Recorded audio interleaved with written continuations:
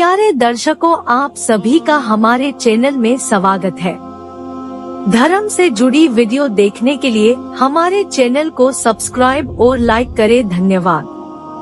प्यारे दर्शकों, अगर आपने वीडियो का इससे पहला भाग नहीं देखा तो इस चैनल पर जाकर देखें। धन्यवाद। हम यह दुआ करते हैं कि प्यारे दर्शकों के ऊपर वाहिगुरु कृपा करे। सभी प्रेम से बोलो वाहिगुरु। जीवन वृत्तांत। श्री गुरु अर्जन देव जी, भाई कल्याणा। गुरु जी की महिमा सुनकर राजा भाई कल्याणे के साथ गुरु जी के दर्शन करने के लिए अमृतसर रामदासपुर आया। उस समय के दीवान में एक सिख दक्षिणा ओंकार का पाठ कर रहा था। जब राजा ने पाठ करते सिख से यह तुक सुनी कि लेख न मिटे है सखी जो लिखिया करतारी, तब राजा के मन में भ्रम उत्पन्न हो गया कि अगर परमेश्वर का लिखा हुआ लेख मिट ही नहीं सकता तो फिर गुरु जी के दर्शन करने का क्या लाभ है। मंडी के इस राजा का नाम हरि सैन था। जब दीवान की समाप्ति हुई तो इसने पूछा, महाराज, इस तुक का लेख न मिटे है सखी जो लिखिया करतारी क्या मतलब है? अगर लिखा मिट नहीं सकता तो फिर आपके दर्शन करने का क्या लाभ है? गुरु जी ने कहा, तुझे इस बात का खुद ही 2-3 दिन में पता चल जाएगा।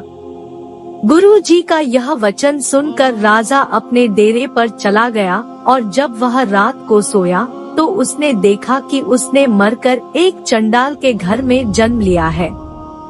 जवान होकर उसका विवाह हो गया, बच्चे पैदा हुए और वह गृहस्थी हो गया। समय के साथ उसकी मौत हो गई। इस स्वप्न वार्ता के उपरांत उसकी नींद खुल गई।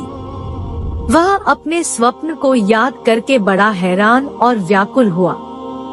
दूसरे दिन राजा जब अपने मनोरंजन के लिए शिकार खेलने गया तो उसने एक हरिण के पीछे घोड़ा दौड़ाया। हरिण दूर निकल गया और राजा कुछ देर आराम करने के लिए एक गांव के नजदीक एक वृक्ष के नीचे बैठ गया। वहां बैठा देखकर एक आदमी ने उसके सुपनाई घर जा बताया कि आपका आदमी बाहर वृक्ष के नीचे बैठा है। उसने बहुत सुंदर राजाओं वाले कपड़े पहने हुए हैं और अपने पास एक बहुत सुंदर घोड़ा बांधा हुआ है। यह बात सुनते ही उसका सारा स्वप्न परिवार और भी ओस पड़ोस जिसने सुना उसके पास दौड़ कर आ गए। पुत्री पुत्र स्त्री राजा को पकड़कर घर ले जाने के लिए बलपूर्वक यत्न करने लगे। उसकी एक अकेले की कोई पेश न गई।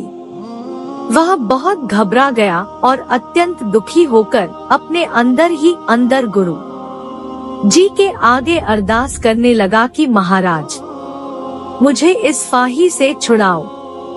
मैं आपकी शरण आया हूँ और मुझे जो विपत्ति पड़ गई है मुझे इससे बचाओ आदि बहुत प्रार्थना की तो अंतर्यामी सतिगुरु जी जो राजा का यह कौतुक रचनहार थे शीघ्र ही अपने सिख सेवकों के साथ वहां आ गए।